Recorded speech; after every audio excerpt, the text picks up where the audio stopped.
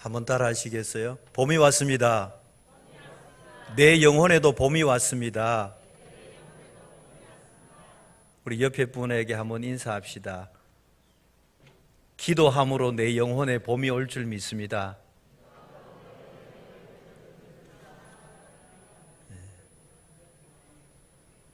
우리가 2월 한 달을 헌신의 달로 정하고 헌신이 축복의 통로라는 말씀과 하나님의 일을 위해서 앞서 헌신하는 사람이 있을 때 그 다음은 누군가라는 말씀과 진정한 부흥을 위하여서 말씀 듣기를 사모하고 말씀에 귀 기울이고 그 말씀에 전인격적으로 반응하여서 진정한 부흥을 이루고자 3번 말씀드렸습니다. 오늘 마지막 4번째 시간은 교회의 본질인 말씀과 기도의 헌신함으로 말미암아 성령의 역사를 경험하고 변화와 회복의 역사를 맛보아 알게 되는 우리 애양교회가 되어지기를 소망하며 이 말씀을 드리려고 합니다. 교회와 성도는 세상의 빛이요 소금이라고 말씀하고 있습니다. 그런데 가끔씩은 교회와 성도가 세상의 빛과 소금이 아닌 걱정거리가 되어질 때도 있습니다. 여러분은 세상의 어두운 부분을 밝히는 그리고 세상을 변화시키는 분이십니까? 아니면은 세상으로부터 변화를 요구당하고 있는 사람이십니까? 교회와 성도가 세상의 빛과 소금이 되기 위해서는 본질에 충실해야 합니다. 지금의 교회들은 화려함을 추구하고 있습니다. 멋진 문화 공간과 카페와 여러 가지 일들을 갖추는데 많은 투자를 하고 있습니다. 외부의 치장이 많아졌고 행사는 다양해졌음에도 불구하고 교회와 성도의 진정한 변화는 없는 듯해서 마음이 답답합니다. 교회의 세련됨과 화려함 속에 거룩함이 그리워지는 때입니다. 오늘날 수많은 교회가 교회다운 교회로 돌아가기 위해서 필요한 것이 있는데 그것이 뭐냐 하면은 본질적인 요소입니다. 중세 시대를 우리가 암흑기라고 부릅니다. 중세 문화는 기독교 문화입니다. 음악이든 미술이든 사상이든 건축이든 종교든 그 모든 부분이 기독교 문화로 된 시대입니다. 그럼에도 불구하고 우리가 왜 중세를 암흑기라고 부르고 있습니까? 그 원인은 교회가 교회답지 못했기 때문에 그렇습니다. 5인 5명이 없어서 멸망했던 소돔과 고모라처럼 중세교회는 화려함을 추구했습니다. 물질을 강조했습니다. 그래서 중세교회는 부족함이 없는 듯하였습니다. 그러나 하나님의 계시의 말씀이 들려지지 아니하고 기도의 소리가 없어지고 인간적인 욕심과 타락의 본성만이 넘쳐 흘렀습니다. 그래서 우리는 중세를 암흑기라 부르고 있습니다. 그렇게 어둠이 깊어갈 무렵 한 줄기 빛과 같은 흐름이 있었는데 그것은 바로 본질로 돌아가자라는 운동이었습니다. 먼저는 기도와 묵상 운동이었습니다. 기독교 초기에 있었던 수도원 운동과 같이 한적한 곳을 찾아가서 기도하고 묵상에 전념하는 이런 운동을 통하여서 하나님께 다가가고 하나님을 깊이 생각하는 그런 운동이 벌어진 것입니다. 지금까지 우리 눈이 땅에 머물러 있었다면 이제는 우리의 시선을 하늘로 향하게 하자는 것입니다. 강원도 태백에 가면은 예수원이라고 있습니다. 과거 대천덕 신부님이 계실 때 저도 그곳에 며칠 있은 적이 있습니다. 그곳에 가게 되면은 오직 3가지밖에 없습니다. 예배를 통한 말씀 묵상과 기도와 노동, 이 3가지밖에 없습니다.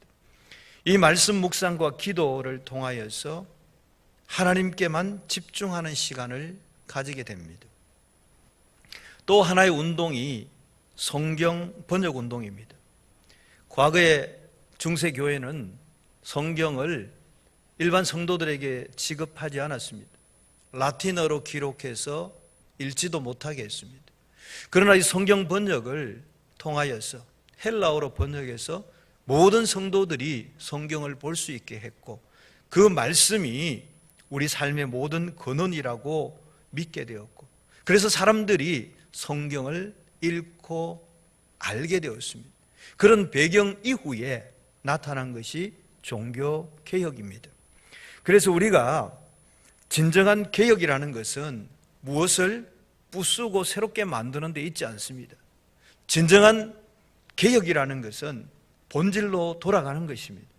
본질로 돌아간다는 것은 가장 기본적인 것을 되찾는 데 있습니다. 교회의 본질이 뭡니까? 말씀과 기도입니다.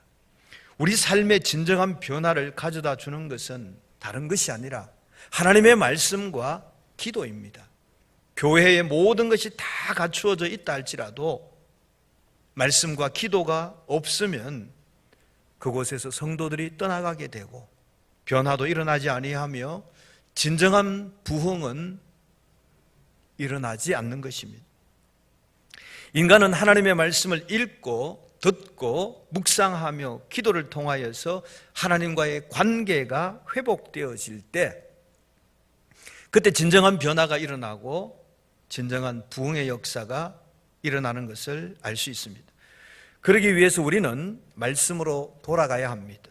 그동안 잃어버렸던 기도를 되찾아야 합니다. 나를 진정 거룩하게 하는 것은 하나님의 말씀과 기도뿐이라는 사실을 믿으시길 바랍니다. 그래서 우리 신앙생활의 첫 번째 본질은 뭐냐? 말씀입니다. 예수께서 말씀하시기를 말씀 위에 집을 짓는 자는 무너지지 않는다 그랬습니다. 교회는 말씀의 기초 위에 세워져야 합니다. 건물이 아무리 화려하다 할지라도 말씀의 바탕 위에 세워지지 않는 것은 교회가 아니라 건물입니다. 말씀이 없는 성도는 신앙생활을 하지만은 넘어집니다. 작은 일에도 시험에 들게 됩니다. 말씀이 없는 성도는 신앙의 기준이 없기 때문에 우왕좌왕하게 됩니다. 선한 일을 보다는 하지 말아야 할 일에 자신을 빼앗기게 됩니다. 이런 말씀이 기준이 없는 성도는 하나님의 말씀이 아닌 내 감정, 내 느낌으로 살아가게 되어지는 겁니다. 요한계시록 1장 3절에 보면은 이 예언의 말씀을 읽는 자와 듣는 자와 그 가운데 기록한 것을 지키는 자는 복이 있나니 그랬습니다. 우리가 하나님의 말씀을 읽고 듣고 지키는 자가 복이 있다 말씀하셨습니다. 성도가 복을 받는 것은 말씀대로 살아갈 때 복을 받게 되는 것입니다. 그래서 우리는 성경을 읽어야 합니다. 여러분 요한복음 읽고 계시죠? 네, 아마 잘 읽고 계시는 줄 믿습니다. 역시 여러분 혹시 이런 말 들어보셨습니까? 후탁신자라고요. 무슨 얘기냐 하면은요, 일주일 동안 성경을 한 번도 안 보다가 주일날 아침에 끄집어내서 후 하고 먼지를 불고 손으로 탁 하고 쳐서 주일날 교회 들고 오는 사람, 후 하고 불고 손으로 탁 치는 사람, 후탁신자라 그럽니다. 일주일 동안 한 번도 성경을 안 읽은 사람을 두고 하는 얘기입니다.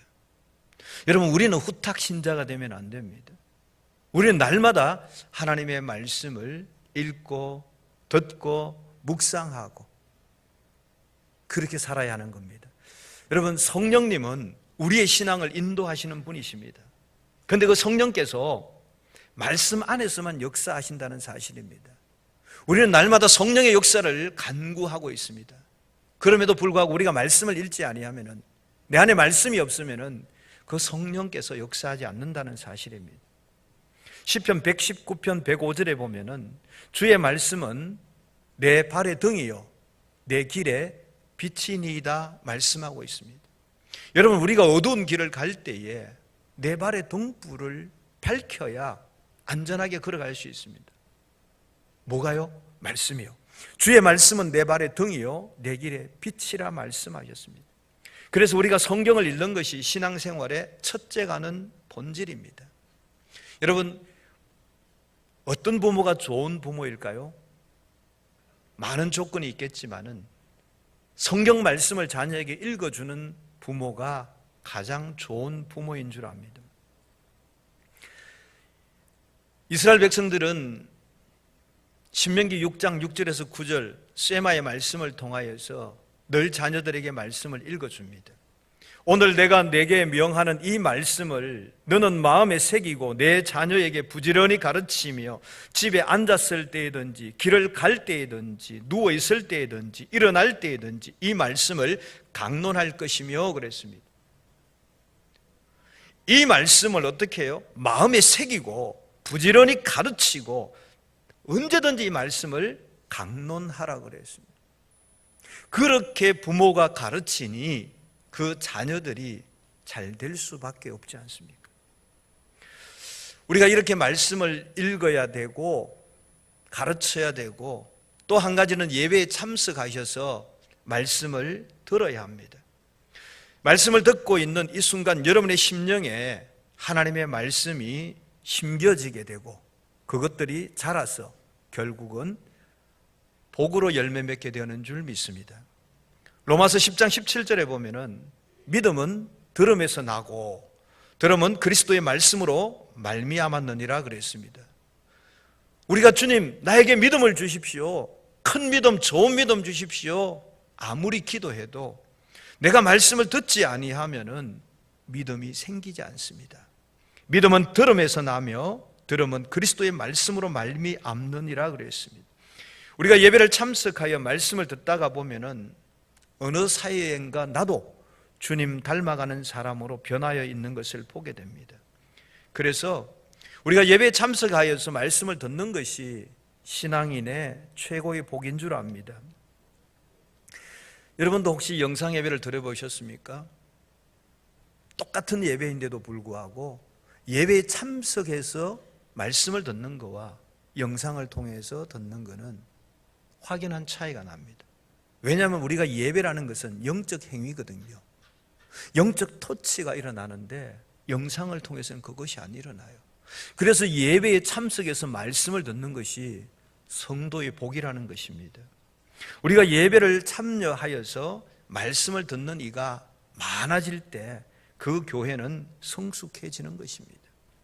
나는 말씀을 듣지 않아도 돼, 내가 신앙생활 오래 했어, 이 정도면 돼, 이렇게 말하는 사람이 있습니다. 그것은 교만입니다. 찬송가 205장에 보면은 주 예수 크신 사랑 늘 말해 주시오, 나 항상 듣던 말씀 또 들려주시오, 저 배지 않는 천국 주 예수 계신 곳 나 밝히 알아듣게 또 들려주시오, 이런 찬송가 가사가 있습니다. 사랑하는 성도 여러분, 우리가 오늘 처음 듣는 그런 말씀이 아니라 내가 항상 듣던 말씀, 그 말씀을 또 들려주십시오. 내가 천국에 대해서 알아들을 수 있도록, 밝히 알아들을 수 있도록 또 들려주십시오, 이런 찬송가가 있지 않습니까? 한 번도 듣지 못했던 새로운 이야기를 듣는 것은 이단들이 하는 얘기입니다. 하나님의 말씀은 변함이 없기에 어느 목사님이 전하든 10년 전에 읽었던 10년 후에 읽었던 그 말씀은 동일합니다. 그래서 항상 듣던 말씀을 또 들려달라고, 나에게 또 들려달라고 얘기하고 있습니다. 그래서 우리는 늘 하나님의 말씀을 들어야 합니다. 또 우리가 들었으면은 이제는 지켜 행하여야 합니다. 마태복음 28장 20절에 보면은 내가 너희에게 분부한 모든 것을 가르쳐 지키게 하라 그랬습니다. 주님께서 성천하시기 전에 마지막으로 하신 명령, 반드시 이루어야 할 지상 명령에는 제자를 삼으라, 세례를 줘라, 말씀을 가르치라, 그리고는 그 말씀을 지켜 행하게 하라 그랬습니다. 결국은 지상 명령의 마지막은 뭡니까? 말씀을 지켜 살게 하라, 이것이 최종 목표인 것이죠. 요한복음 14장 15절에 보면 너희가 나를 사랑하면 나의 계명을 지키리라 그랬습니다. 사랑하는 성도 여러분, 우리가 주님을 사랑하십니까? 여러분이 주님을 사랑하십니까?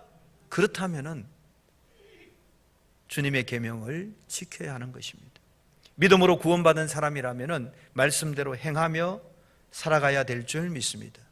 이것이 우리 교인이 해야 할 가장 본질, 교회의 본질이 말씀인 겁니다. 두 번째는 신앙생활의 두 번째 본질이 바로 기도입니다. 오늘 얘기하고 싶은 부분이 이 부분이죠. 오늘 읽었던 본문 디모데전서 2장 1절에서 2절 말씀에 보면은 그러므로 내가 첫째로 권하노니 모든 사람을 위하여 간구와 기도와 도고와 감사를 하되 임금들과 높은 지위에 있는 모든 사람을 위하여 하라. 이는 우리가 모든 경건과 단정함으로 고요하고 평안한 생활을 하려 함이라 말씀하고 있습니다. 이 짧은 두 절에 기도의 종류와 누구를 위해서 기도해야 할 것인지, 그렇게 해야 되는 이유가, 목적이 나와 있는 것입니다. 누구를 위해서 기도하라고요? 모든 사람을 위하여. 모든 사람을 위하여 기도하는 것을 우리가 중보 기도라고 얘기합니다. 오늘 본문에는 도고라고 적고 있습니다. 우리 모두는 다 기도에 빚진 자들입니다. 남을 위해서 내가 기도를 해본 적이 없는 사람은 있을 수 있습니다. 그러나 내가 남들의 기도를 받지 않은 사람은 하나도 없습니다. 나는 누군가를 위해서 중보 기도한 적이 없어요. 그렇지만 그 사람도 누군가의 기도를 받고 있다는 겁니다. 예수님께서 여러분을 위해서 기도하고 계시고, 성령께서 여러분을 위해서 기도하고 계시고, 주의 종이 여러분을 위해서 기도하고 있고, 여러분의 목자가 여러분을 위해서 기도하고 있고, 여러분의 주변의 동력자들이 여러분을 위해서 기도하고 있는 것입니다. 그래서 우리는 내가 남을 위해서 기도해 본 적은 없다 할지라도 남의 기도를 받지 않은 사람은 하나도 없습니다. 여러분, 이제까지 우리가 잘 살아오고 오늘 이 귀한 예배의 자리에 앉아 있을 수 있는 것도 누군가가 여러분을 위하여서 기도하고 있기 때문이라는 사실을 믿을 수 있기를 원합니다. 여러분은 몰라도 누군가를 위하여, 여러분을 위하여 누군가가 기도하고 있다는 사실 꼭 기억할 수 있기를 원합니다. 그래서 우리는 기도의 빚진 자입니다. 그래서 우리는 기도의 빚진 자로서 우리도 누군가를 위해서 기도해야 합니다. 특별히 임금들과 높은 지위에 있는 모든 사람을 위해서 기도하라고 이야기합니다. 나라의 대통령을 위해서 기도해야 됩니다. 대통령이 내 마음에 들든지 들지 않든지 그것은 중요하지 않습니다. 그 대통령이 하나님의 영광을 위하여서 백성들의 삶을 평화롭게 하기 위하여서 잘 다스려 달라고 기도해야 됩니다. 여러분, 주의 종을 위해서 기도하셔야 됩니다. 제가 좋아서 사랑스러워서 기도하라는 얘기가 아닙니다. 목사 한 사람이 어긋나면은 그 교회의 모든 성도들이 영적 피해를 봅니다. 그래서 여러분들은 목사를 위해서 기도해야 됩니다. 앞선 장로님을 위해서 기도해야 됩니다. 그렇게 해야만이 결국은 누가 좋아지느냐? 내가 좋아지는 겁니다. 오늘 본문에도 보면은 그 모든 임금들과 높은 지위에 있는 사람, 모든 사람을 위하여 기도하라 그랬습니다. 왜냐? 우리가 모든 경건과 단정함과 조용하고 평안한 생활을 하기 위해서라고 이야기하고 있습니다. 즉, 나를 위해서, 내 자신을 위해서, 남을 위해서 기도하라, 이렇게 이야기하고 있습니다. 기도할 때 가장 강력한 기도는 어떤 기도냐? 하나님의 말씀을 믿고 실천하며 기도할 때 그 기도가 가장 강력한 것입니다. 자녀가 부모에게 아버지 이거 좀 해주세요 이렇게 말하는 거와 아버지 지난번에 나에게 이거 해주기로 약속하셨지 않습니까? 오늘 그거 해주세요 이렇게 말하는 것에 차이가 있습니다. 우리가 하나님 앞에 나의 요구를 일방적으로 요청하는 것보다 하나님의 약속의 말씀을 붙들고 주님께서 이렇게 약속하셨잖아요. 그래서 나 이 약속의 말씀을 붙들고 기도하니 이루어 주십시오. 이렇게 기도하면 훨씬 능력이 있습니다. 마태복음 21장 22절에 보면 주님 이렇게 약속하셨습니다. 너희가 기도할 때에 무엇이든지 믿고 실천하며 너희든지 기도할 때 무엇이든지 믿고 구하는 것은 다 받으리라 말씀하셨습니다. 너희가 기도할 때 무엇이든지 믿고 구하는 것은, 오심하지 아니하고 주실 줄 믿고 구하는 것은 다 받으리라 약속하셨습니다. 여러분, 이 약속의 말씀을 붙들고 기도하셔야 됩니다. 주님 마태복음 21장에서 약속하셨지 않습니까? 저는 하나님의 약속을 믿습니다. 이 약속의 말씀을 믿고 내가 누군가를 위해서 오늘 중보 기도하니 주께서 응답해 주실 줄 믿습니다. 이렇게 기도하면은 주님도 꼼짝 못해요. 약속하셨잖아요. 약속에 신실하신 분입니다. 그래서 우리가 기도할 때 그냥 주세요 달라고만 하는 기도가 아니라 약속의 말씀을 믿고 그 말씀을 붙들고 이렇게 약속하셨으니 응답해 주십시오라고 기도할 때 여러분이 간구하는 것들을 다 받게 되는 놀라운 역사가 있게 될 줄 믿습니다. 예수님은 마가복음 11장 17절에서 이렇게 말씀하셨습니다. 내 집은 만민이 기도하는 집이라. 내 집은 만민이 기도하는 집이라. 여러분, 우리 애양교회는 기도하는 집이에요. 하나님을 예배하는 공간이에요. 그 예배자들이 모여서, 한 사람 한 사람이 교회잖아요. 그 예배자들이 모여서 하나님 앞에 영광 돌리고 예배하는 곳이고 함께 기도하는 곳입니다. 여러분, 이곳은 개추하는 곳이 아니에요. 이곳은 335 짝을 지어서 패가르는 곳 아니에요. 사적인 이야기하는 곳 아니에요. 이곳은 만민이 기도하는 집이에요. 그래서 누구든지 이곳에 오면은 하나님 앞에 기도하는 거예요. 하나님께 예배하는 공간이에요. 그러기 위해서 이 교회가 있는 겁니다. 오늘 예수님께서 왜 내 집은 만민이 기도하는 집이라 말씀하셨습니다. 예루살렘 성전을 보면서 그 성전이 본연의 임무를 다하지 아니하고 본질에서 벗어나서 타락하고 세속적인 모습을 보면서 내 집은 만민이 기도하는 집이다 외쳤던 것입니다. 오늘날 그 예수님의 외침이 이 땅에 있는 모든 교회들에게도 동일하게 외쳐지고 있는 것입니다. 여러분, 기도는 교회의 본질이요 성도의 본질적인 사명입니다.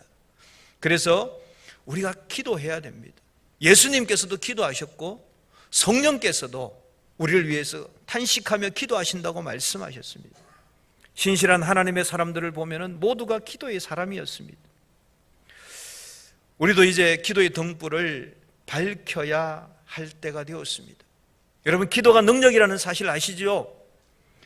기도는요, 세상을 이기는 능력입니다. 역사를 만들어가는 능력입니다. 자기를 변화시키는 능력입니다. 불가능을 가능케 하는 능력입니다. 우리 교회 성도님들은 모여서 남의 이야기를 하기보다는 자기를 돌아보고 자기를 성찰하면서 하나님 앞에 자기 자신을 내어놓고 기도할 수 있기를 원합니다.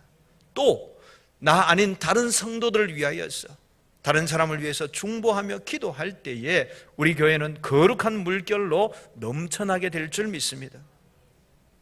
우리 중에 기도를 하지 않아도 될 사람은 아무도 없습니다. 그동안 하던 기도를 멈추어도 상관이 없는 사람도 아무도 없습니다. 우리 교회는 코로나 시대에도 그동안 새벽 기도와 금요 기도회를 쉬지 아니하고 계속해서 해오고 있습니다. 여러분, 이제 봄이 되었지 않습니까? 지금 외투를 안 입으신 분들이 꽤 많습니다. 봄이 되었습니다. 계절적으로 봄이 되었다고 봄이 아니고 여러분의 마음에 봄이 오셔야 돼요. 여러분의 영혼에도 봄이 오셔야 돼요. 언제까지 꽁꽁 묶여있는 겨울로만 사시겠습니까? 3월 1일부터는 새벽 기도가 5시로 30분 당겨지게 됩니다.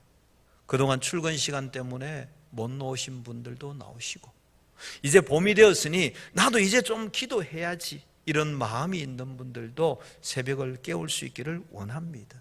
내가 장로요, 권사요, 집사요, 성도인데 내가 하나님 앞에 기도하는 일을 게을리 했다면 이 봄에 우리가 새벽 기도를 한번 깨울 수 있기를 원합니다.